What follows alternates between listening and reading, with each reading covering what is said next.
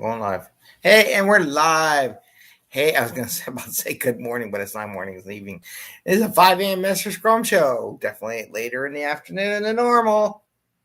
Everybody's here. Anyway, hope you're doing well today or had a great day or starting your day, depending where you are in the world. This is a late edition of the 5 a.m. Mester Scrum Show where we talk about Agile and Scrum in a practical and tactical way. And today I want to talk about email.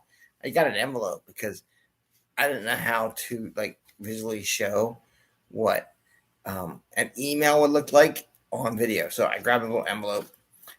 We forgot about these. So basically what I'm getting at is that we always do all this work content testing and what it looks like and everything for our websites and the software. And then we forgot about the old-fashioned email system. And I got a doozy of one over the weekend. So I want to talk about that, where the product owner basically failed miserably. So I'm going to give an example of where they went wrong. I'm not going to tell you who it was from, but we'll talk about it as we go. So, because this is about giving value to the customer, and that's what we do. We do this in a way that you don't have to work crazy hours. Get home to family and friends, have a little fun, and try to stay in business anyway. So, what do I want to talk about today? So I got this email and it made me think about it because we spend so much money on testing what the website looks and the browsers they look in and the handheld devices. What does it look like on your phone? Stuff like that. We do a lot of that, spend a lot of money on that, and I get this email. So it was Saturday, right? I get an email from my bank. Christ, is my bank, right?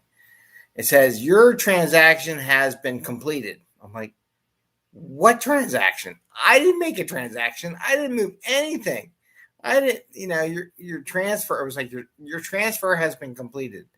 And I think it was transfer has been completed. I'm like, I didn't make a transfer. What the heck is talking about? And since it was a Saturday, I couldn't get a hold of anybody at help desk because there's no help desk for this bank. And I couldn't talk to anybody in person until Monday. So basically, for all I knew, all my money that was in my bank, or whatever this account was, got transferred.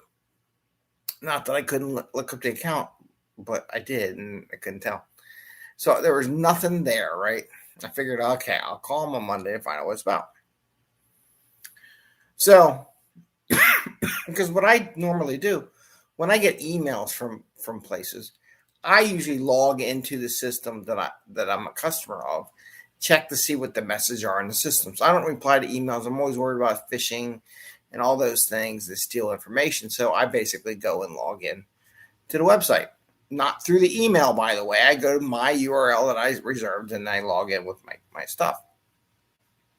There is nothing in there to indicate anything about a transaction. I'm like, I don't know what this is about. Because one, the website sucks. And it doesn't really talk about transactions and what's going on. So it's a terrible website. It's a terrible piece of junk.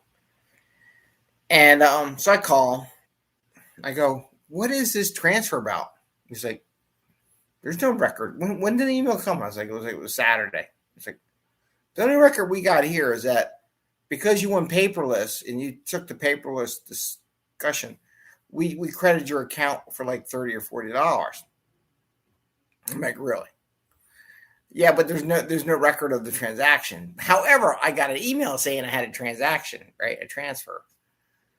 This is an example of product owners and people not thinking about anything. So they have triggers in their system that anytime money goes in or out, no matter what it is, it's a very generic thing that says your transfer has been successful. It doesn't talk anything about what the transfer was, what it's about, no nothing. And the website doesn't show you anything. There's no message that mimics what the email was. So there's no way for me to correlate between the email I got and anything on the website. So there's no matching message on there. And when I was talking to the person on the other side, he's like, yeah, this is a pretty deceptive email and really doesn't really explain what happened. And I can see how it went bad. I'm like, yeah, it's kind of pretty crappy. So that's an example where a team is so busy to deliver something that they don't look at everything that goes into it. That's what you get when teams try to put too much through on a backlog. Too much in their sprint. They don't do all the nuances. Like, if you're a product owner, you say, okay, hey, we know when we do a transaction, like this is a special deal. When you do this, it's going to get money. What does it look like to the customer, right? What does it look like on the other side? No one checks that, right? No one. They probably check how the balances go and all this stuff goes, but no one checks and how it just makes the customer feel unsafe because they don't know what the hell you're doing. And it's just common sense. Like, you can do all the automation tests you want. And I don't know what country they built it in, whether it was in state. I don't even know if anybody ever read it. But it was just an automated thing that just made no sense. But there was no matching record for me to verify what the heck the transaction was and what it was for. So I just want to share that with you, where when teams do too much in their backlogs, right, they got to think about all the legacy shit in their systems and what that's going to do. That transaction triggers an email with a generic email message that has nothing and sounds anything like to do that you purposely, hey, the transaction you want done got successful. I didn't do a transaction. It was them. So I just wanted to share that with you as a story of a bad product owner review process in whatever system they did. They didn't look at all the legacy impacts and what that triggers. I'm kind of surprised that they don't see that they trigger some kind of email when they're doing their testing. Maybe that should be a test.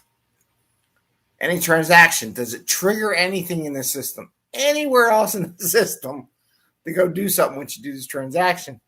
Oh, maybe we should look at that email it just auto-generated. But that's something to think about. I just wanted to share that with you as a story from a business value perspective. When we get too much stuff to do, and it really is a complex system, that we really need to look at our legacy data and find what it does and have test things to catch stuff like that. When you make a transaction, when you move some data around, does it trigger something else in the system to automatically do something that could scare the crap out of your customer? Think about it next time you go doing that kind of thing. I mean, I appreciate the $40, but I was a little worried over the weekend that my whole entire retirement account was gone. I'll put it frankly. I was like, oh God, what the hell was that? But there was no way to tell what it was for. Anyway, I want to wish you all the best. I'll see you tomorrow. Happy scrumming and take care. And got a tired cat on that side, a tired dog on that side, and another dog over there. They're sleeping. So I wish you the best. Take care. Good night. Bye.